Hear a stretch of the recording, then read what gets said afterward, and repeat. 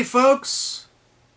We're still continuing on with this Disney romance for about the month of February. We've been doing this whole thing. And we're narrowing it down. We have two more films. We're going to this one and we got one after that. That'll be coming up very, very shortly. But this one is celebrated a landmark, what we're going to talk about today. You know, we talked, last time we talked about the first full-length animated feature. This time we're going to talk about the 50th animated feature. And it's a take on the classic fairy tale of Rapunzel. Yes, from 2010, it is Tangled. Yeah, take on the classic story of Rapunzel and her friend Flynn Rider. We find out in this story that there's the story about Rapunzel. There was this king and queen, as it always starts, expecting a baby. And the queen, while delivering the baby, becomes very, very ill.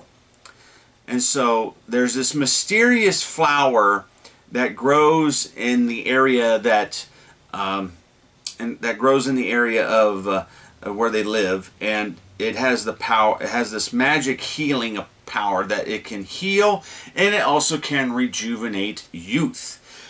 Well, and it's fueled by the sunlight. And when this flower is caught, it, you know, like I said, it can bring forth healing. It can rejuvenate the youth, and so this flower is being hidden by this evil woman by the name of Mother Gothel, and she's using it to maintain her youth. She's been using this flower, using the energy from it to live for centuries.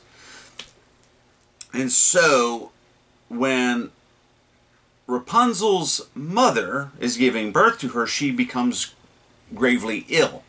And so the king's henchmen go out looking for this flower that they can put into a broth and give it to the queen to drink. And when that happens, they find the flower, cut it, put it into a broth. The queen drinks it and takes it, and while that infuses in with Rapunzel and giving in her birth, so when Rapunzel is born, she is born with this beautiful blonde hair and this magic power. And Mother Gothel becomes aware of this, kidnaps Rapunzel, locks her up in a tower, and basically raises her and lets her hair grow to enormous lengths. And whenever she comes to Rapunzel, she's asking Rapunzel to sing this certain chant or the certain song, and it rejuvenates the power and causes her to turn young again. Well, then, close to Rapunzel's birthday, because the king and queen are in search of Rapunzel, every year on her birthday, they send out these floating lights. They put them, like you see this happening quite often, like whenever there's a celebration going on, they put like a candle in this bag and then fly it out like a kite and let it go. Well, that's what happens, and that they agree to do this until Rapunzel is found. Every year they agree to send up these lights. And then there's this bandit going through the village, and he has stolen something that's very, very sacred. The bandit's name is Flynn Rider. He has stolen something very, very sacred to the kingdom. And he puts it in this satchel. And he ends up because the guards are trying to catch him, he makes his way to the tower where Rapunzel is at and begins to hide away. Rapunzel captures him, ties him up with her hair, hitting him over the head with a frying pan because who's this strange man or strange person coming into my quarters? And as time goes on, it's revealed that Rapunzel finds the crown, that he has stolen the crown of the princess. And she, of course, puts the crown on, and it's a perfect fit. And not thinking anything of it, and then finally, as time goes on, it is revealed that she was this kidnapped princess being held hostage by Mother Gothel. Mother Gothel is using her to keep young. And of course, it has a happy ending where Rapunzel is revealed to be the princess. She ends up marrying Flynn Rider and living happily ever after. Okay, if you want the rest of it, you need to check the rest of the movie out. Now, a big difference is this is with this film. This is when Disney had gone 100% into CGI. This was in 2010 when this film was released.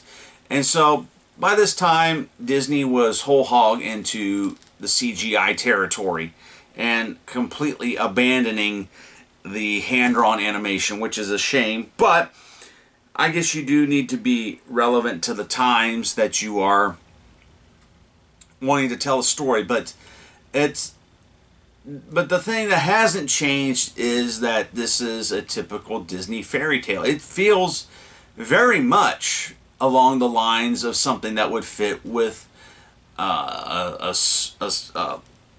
that would fit along. It would fit along the lines of something like a Beauty and the Beast and a Little Mermaid or something like that. It definitely has that feel. Just the media that it's taking to pull it off is completely new. And this was, I think this was the film that, I think this was the film that they did just before Frozen. If it wasn't Frozen, it was Wreck-It Ralph. I forget which order the new Renaissance is going in order. But this movie has, I found myself kind of chuckling at some of the humor in it. This film is a PG film for brief, mild violence. It's no different than what you would see in, like Beauty and the Beast or Aladdin. It's very quick-paced. Now, some of the celebrity actors that you have Mandy Moore playing Rapunzel.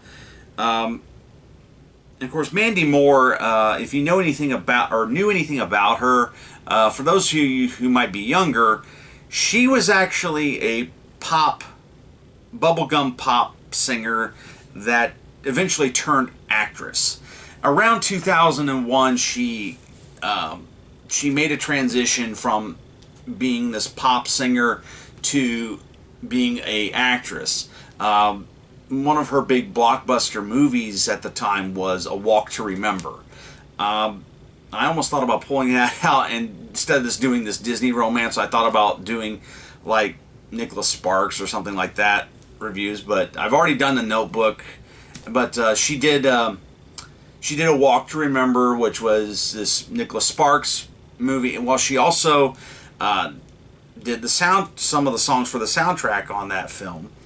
And that was when she was still this pop singer. And eventually made her way to where being this full-fledged actress and completely abandoning the pop music industry. And matter of fact, I've heard her speak in interviews where she's quite embarrassed about saying that she was a pop singer back in the late 90s, early 2000s, in which I understand it was okay. And with Tangled, one of the Disney tropes of a Disney princess is they have to have some singing voice, okay? And so, of course, Mandy Moore does sing quite a bit in this film, but it's different from what being a pop singer as opposed to singing in this. This is completely different. She's singing to tell a story and move the story along. And you have Zachary Levi as Flynn Rider, who was on the show Chuck at the time. Ron Perlman as one of the Sabbington brothers. Donna Murphy is Mother Gothel. Of course, she's been in like some Star Trek movies and several other TV shows and things like that. But yeah, and you have Jeffrey Tambor, you have Brad Garrett, doing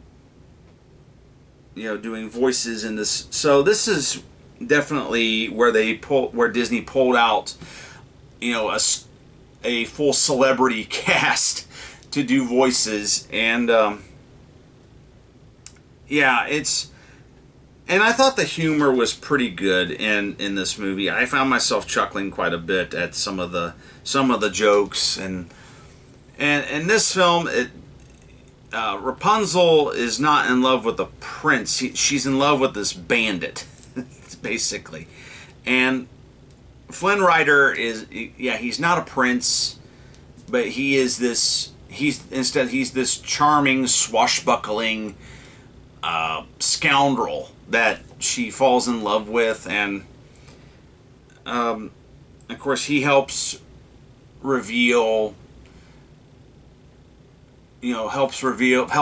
her, reveal what's going on with Mother Gothel and how Mother Gothel's keeping her captive. And yeah, and it's just a fun movie. Is it perfect? No, because the downside, I think, with Tangled is I do applaud. With the Disney Renaissance, I became a big fan of Alan Menken and whoever he would collaborate with the lyrics. Alan Menken returns for this one. However, the problem I have with this film is that the songs aren't very memorable. That's the downside. The only song that really comes to mind is Mother Gothel's song, which is Mother Knows Best. Okay. Other than that, the Rapunzel's songs are completely forgettable. There's a song that takes place in the tavern about following your dreams. Yeah, it's just, I just wish that the music could have been a little bit more memorable. Even songs like from, like, say, Hunchback of Notre Dame. Topsy Turvy, Topsy Turvy, and you can kind of, you may not remember all the words, but you can kind of remember that. Or the songs that came from Hercules, which was basically, the style was black gospel. And that's a unique take on, in Greek mythology. You incorporate gospel into that. So, but here it's very much pop music. that's why I think that's what I think is kind of creative about it, is that they incorporate a little bit of, you know, more contemporary pop music. But it's not as memorable to me as except the one song from Mother Gothel saying "Mother Knows Best." Um, yeah, and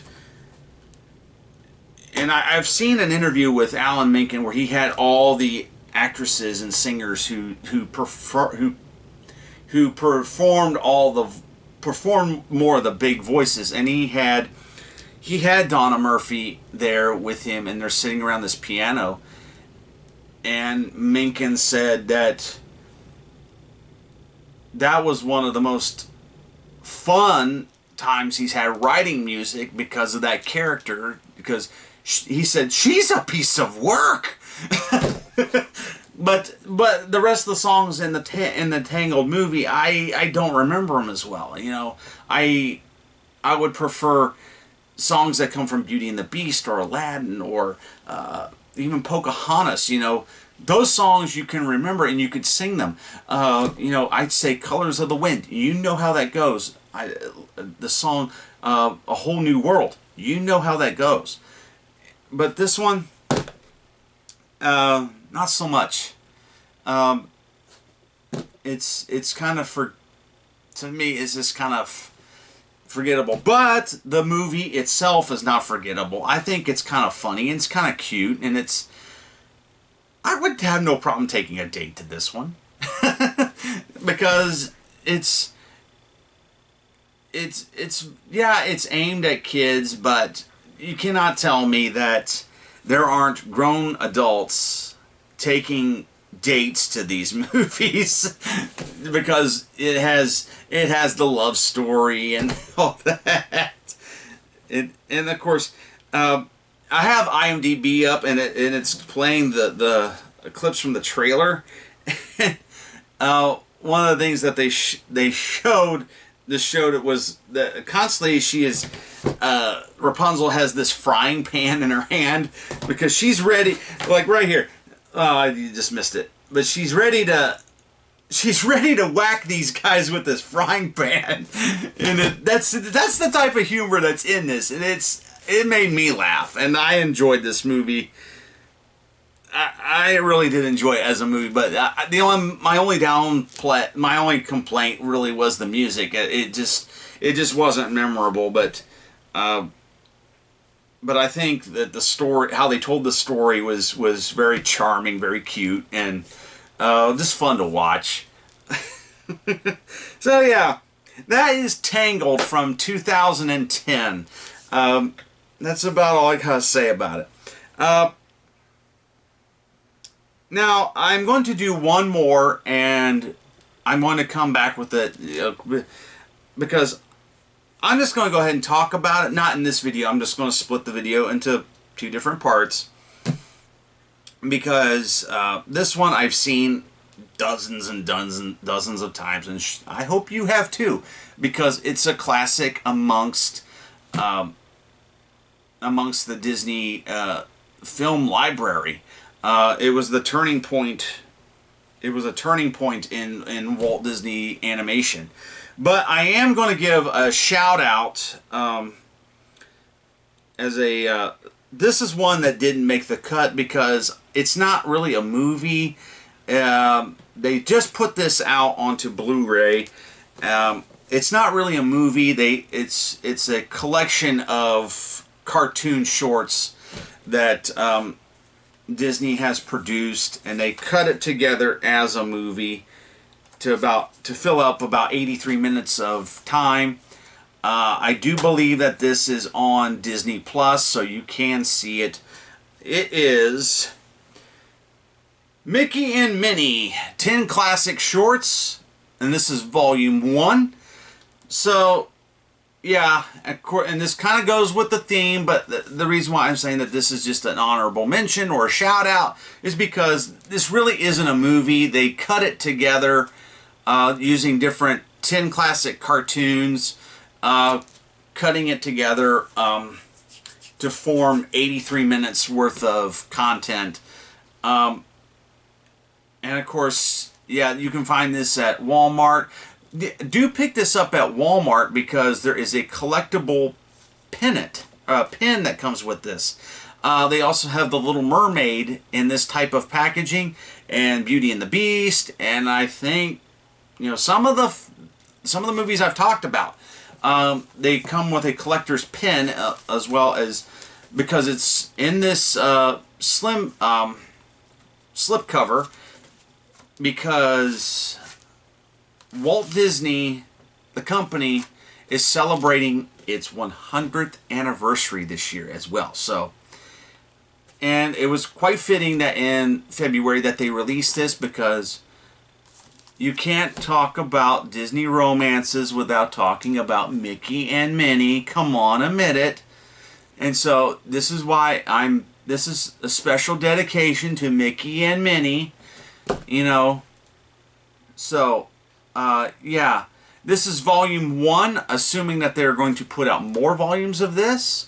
I hope they do. So, yeah. So that concludes this video. We talked about Tangled. We talked about Mickey and Minnie.